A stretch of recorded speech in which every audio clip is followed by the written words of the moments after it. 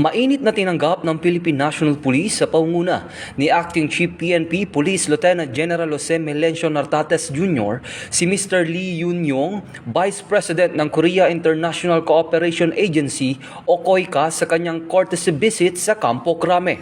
Sa kanilang pagpupulong, pinagtibay ang matagal na ugnayan ng PNP at COICA kabilang na ang capacity building programs, law enforcement modernization at mga proyekto sa mas matatag na public safety at security. Nagpahayag naman ng suporta si Mr. Lee sa Philippine National Police.